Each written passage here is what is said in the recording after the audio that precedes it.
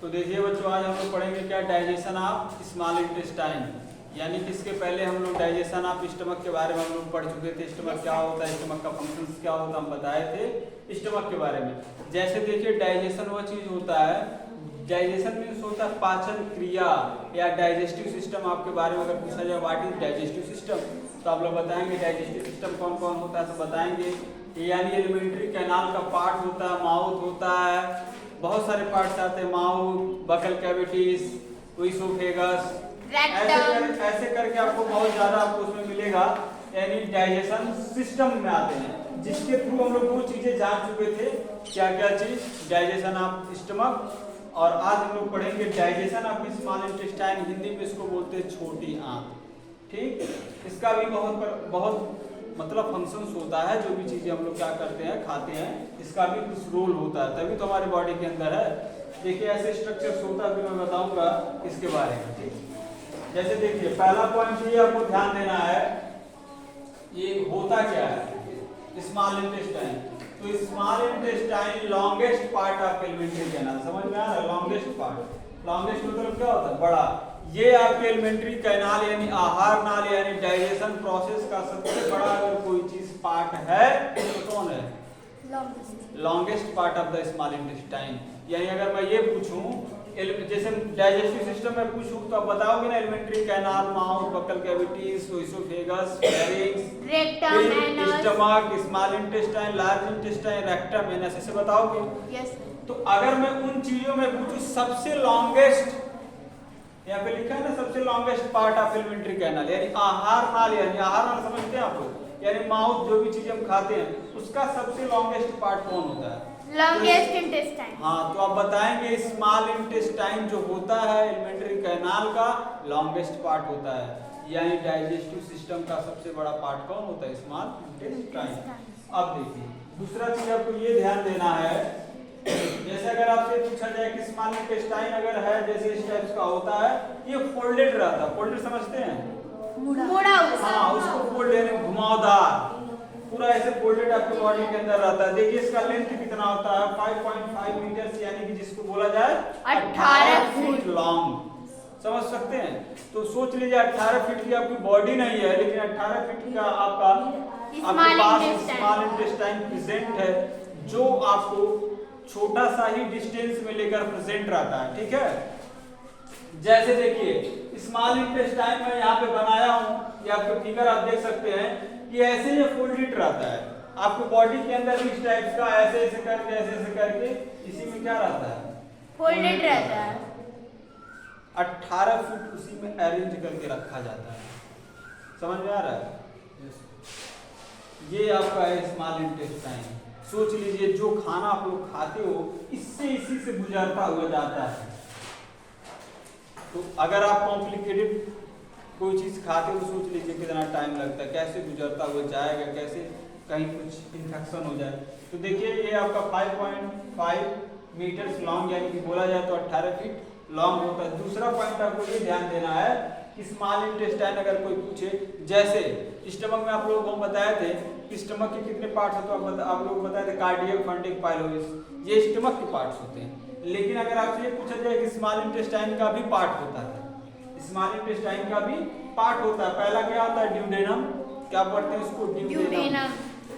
देखिए ड्यूडेनम एक ऐसा पार्ट होता है, कभी आप लोग आगे जब पढ़ेंगे तो इस बहुत बड़ा रोल होता है। ये 70% अगर बोला जाए, 70% अगर बोला जाए आपका खाना ये डाइजेस्ट हो जाता है, ड्यूडेनम का पार्ट। यानी स्मॉल इंटेस्टाइन का जो पार्ट होता है ड्यूडेनम, वहीं पे आपका क्या होता है, खाना 70% डाइजेस्ट हो जाता है, बचा 30% इससे गुजरता हुआ आता है।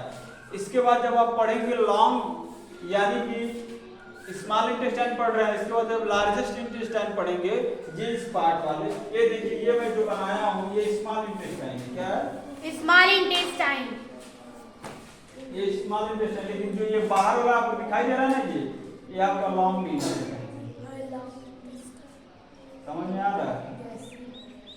अभी मैं इसके बारे में नहीं बता रहा हूँ, इसके बारे में बता रहा हूँ, ठीक है। अब देखिए ये आपको पता होगा, they are mainly 3 types of small intestine part, duodenum, jejunum और लास्ट आपका इलियम। इसको पढ़ते हैं, क्या पढ़ते हैं? इलियम। तो आप लोग याद रखेंगे, स्टमक का पार्ट और स्मॉल इंटेस्टाइन का पार्ट। समझ में आया? अब देखिए इसका कुछ फंक्शंस पढ़ते हैं, स्मॉल इंटेस्टाइन का काम क्या होता है। तो आप लोग पढ़ेंगे, with the help of digest food coming from the stomach, यानी कि ये यह हेल्प करता है जब हमारा स्टमक, जैसे देखिए मैं यहाँ पे बनाया हूँ ना, ये स्टमक में खाना आ गया, स्टमक अपना फंक्शंस कर दिया, इसके बाद ये भेजता है स्मॉल इंटेस्टाइन के अंदर। ठीक वही कह रहा है, coming from the stomach, stomach से जब हमारा भोजन आता है तब क्या होता है, इट एब्जॉर्ब न्यूट्रिएंट, और तब जाके न्यूट्रिएंट को क्या करता है, ये एब्जॉर्ब करता है, आपके बॉडी के अंदर भेजता है। जैसे देखिए क्या क्या एब्जॉर्ब करता है स्मॉल इंटेस्टाइन, क्या क्या एब्जॉर्ब करता है, यहाँ पे लिखा है विटामिन को अवशोषित करता है, नीचे एब्जॉर्ब करता है, दूसरा मिनरल्स, तीसरा कार्बोहाइड्रेट, चौथा फैट, फिर 5 आपका क्या है, प्रोटीन, एंड लास्ट आपका है वाटर। वाटर भी डाइजेस्ट होता है, उसको भी एब्जॉर्ब किया जाता है, जो कौन करता है, स्मॉल इंटेस्टाइन के थ्रू होता है। समझ में आया? अब नेक्स्ट देखिए, जो अब इसी के अंदर पढ़ना है, लिखा गया था small intestine receive and secretion from the 2 glands. अब देखिए रिसीव क्या करता है, रिसीव मतलब क्या होता है, लेना, किसी चीज को लेना, और सिक्रीशन मींस क्या होता है, किसी चीज को चालू करना। अब ये 2 काम करता है स्मॉल इंटेस्टाइन, लेकिन ये किसके थ्रू करता है, इसके पास there mainly 2 types of glands present होते हैं। ग्लैंड्स क्या होते हैं, ग्लैंड से ग्रंथि होता है। अब ये ग्लैंड्स कौन कौन होते हैं, एक लीवर ग्लैंड्स होता है, एक पेनक्रियाज जिसको पढ़ते हैं पेनक्रियाज। ये 2 ग्लैंड है। ग्लैंड का काम होता है किसी चीज को डाइजेस्ट करना। समझ में आया? जैसे आप चीनी खाते हो ना, मुंह पे रखते हो, यस सर, फॉर एग्जांपल में चीनी नमक रखते हो तो मुंह में क्या हो जाता है, डाइजेस्ट हो जाता है ना। यस सर, वो किसके कारण होता है, सलाइवरी ग्लैंड के कारण। वो वहां पे कौन सी ग्लैंड प्रेजेंट है, सलाइवरी ग्लैंड। Salivary gland. समझ में आ रहा है? यस। अब यहाँ पे ये इन चीजों को एब्जॉर्ब करने के लिए कोई ना कोई ग्लैंड तो होनी चाहिए ना। इसके पास 2 ग्लैंड्स प्रेजेंट होते हैं, एक लीवर ग्लैंड्स और एक पेनक्रियाज ग्लैंड। अब देखिए इसके ऊपर एक टोपी नुमा, जब आप पूरा फंक्शंस कभी मैं बताऊंगा, तो इसके ऊपर टोपी नुमा प्रेजेंट होता है लीवर। लीवर के अंदर प्रेजेंट होता है गाल ब्लैडर, जिसको आप लोग बोलते हैं बाइल, पित्त जिसको बोलते हैं हल्का सा। जो कभी आप लोग जो मुर्गा वगैरह खाते होंगे, कभी अगर कटते हुए देखना, पूरा आपको वहाँ पे डाइजेशन प्रोसेस आपको दिखाई देते हैं। नहीं खाते हो, देखना चाहिए, साइंस आपको सीख मिलेगा। कहाँ पे लीवर प्रेजेंट है, लीवर के अंदर क्या प्रेजेंट होता है, गाल ब्लैडर। अब वो गाल ब्लैडर किसको स्टोर करके रखता है, बाइल को। अब बाइल क्या काम करता है, फैट को डाइजेस्ट करता है। समझ में आ रहा है? yes, तो यहाँ पे वही लिखा गया है, लीवर क्या होता है, गाल ब्लैडर स्टोर। लीवर किसको स्टोर करके रखता है, गाल ब्लैडर को। Gall bladder. अब ये क्या करता है, गाल ब्लैडर जो होता है ये बाइल निकालता है, बाइल जिसको पित्त बोलते हो आप लोग, और ये किसको पचाता है, फैट को बचाता है। इसीलिए ये हमारी स्मॉल इंटेस्टाइन का काम नहीं है, बॉडी का काम नहीं है, लीवर का काम है।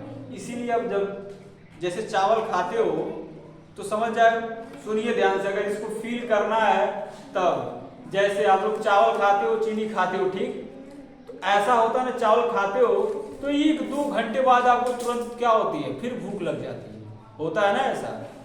कभी आप दबा के खूब पेट भर के उमच के खाइए चावल, ठीक है, उसके बाद देखिए 1-2 घंटे बाद आपको तुरंत क्या भूख लगना स्टार्ट हो जाएगा। और चीनी नमक जब खाते हो तुरंत डाइजेस्ट यहाँ से करना स्टार्ट हो जाता है।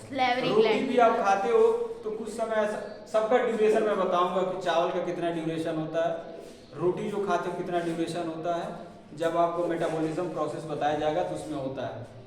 उसके बाद आपको बताया जाएगा फैट, यानी कि सबसे अगर लॉन्गेस्ट कोई टाइम लेता है कि किसी भी चीज को डाइजेस्ट करने के लिए, तो फैट होता है। क्यों होता है, क्योंकि फैट को कौन डाइजेस्ट कर रहा है, लीवर। और लीवर क्या निकाल रहा है, गाल ब्लैडर। गाल ब्लैडर के थ्रू क्या है उसमें स्टोर है, बाइल। इसी गाल ब्लैडर में कहीं ना कहीं बोलते पित्त जिसको बोला जाता है, उसमें कभी कभी स्टोन हो जाता है, पथरी जिसको बोलते हैं, बोलते ना पित्त की थैली में इनकी पथरी हो गई है, उसी गाल ब्लैडर।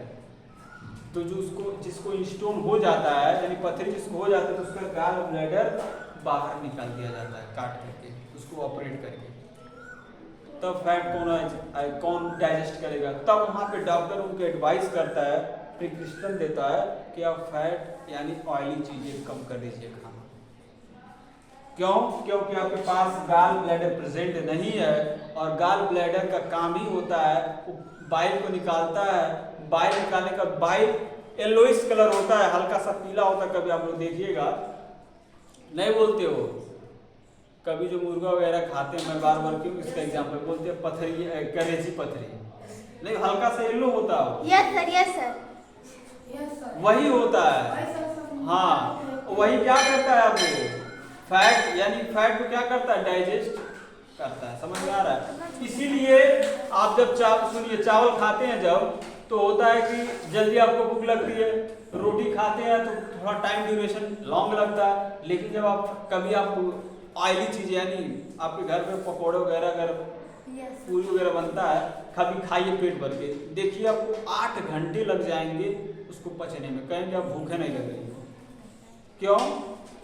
क्योंकि उस समय उस फंक्शन को कौन कर रहा है, ये लीवर पचा रहा है, क्योंकि उसमें टाइम लगता है, इसीलिए टाइम लगता है। क्योंकि वो हमारा जैसे चीनी हमने खाया, हमारे मुंह में सलाइवरी ग्लैंड प्रेजेंट है, तो वहां पे क्या हो गया, वहां पे हमारी सलाइवरी ग्लैंड उसको पचा दी। लेकिन फैट को पचाने के लिए आपके पास क्या होना चाहिए, बाइल। अब देखिए पैंक्रियाज भी एक ग्लैंड होता है, ये क्या काम करता है, चेंज द स्टार्च एक सुक्रोज होता है जिसको किसमें कन्वर्ट कर देता है, शुगर में, और एंड प्रोटीन को किसमें, सिंपल कंपाउंड में चेंज कर देता है प्रोटीन को। जैसे समझिए स्टार्च आप लोग खाएं तो स्टार्च को शुगर में कन्वर्ट करने का कौन सी ग्लैंड होती है, पैंक्रियाज। और प्रोटीन आपके पास है तो प्रोटीन को सिंपल कंपाउंड्स में कन्वर्ट करने का काम कौन होता है, पैंक्रियाज। और सबसे बड़ा सिंपल कंपाउंड सब प्रोटीन का क्या होता है, सिंपल कंपाउंड सबसे लास्ट पोर्शन अगर बोला जाए प्रोटीन का तो अमाइनो एसिड होता है। समझ में आया? अब आगे देखिए, ये आपका स्मॉल इंटेस्टाइन का मैंने पार्ट बताया। जैसे देखिए यहाँ तक मैं आपको डाइजेशन ऑफ स्टमक में बता दिया था। Yes sir. ये आपका ओएसोफेगस, यहाँ से आपका क्या होता है, फूड आता है ना, यहाँ तक आता है, ये अपना काम कर लेता है। तब फिर जो नहीं कर पाता है वो क्या कर लेता है, अपने आगे भेजता है। जैसे मान लीजिए आप पढ़ रहे हैं, कोई चीज नहीं समझ में आता है, जितना आपको समझ में आता है आपने पढ़ लिया, जितना नहीं समझ में आता आप क्या करते हो, टीचर के पास जाते हो ना। Yes sir. ये आपके काम का बस है, यानी ये आपके काम के लायक है, ये आप अपना काम करिए, उसके बाद फिर हम अपना काम करेंगे।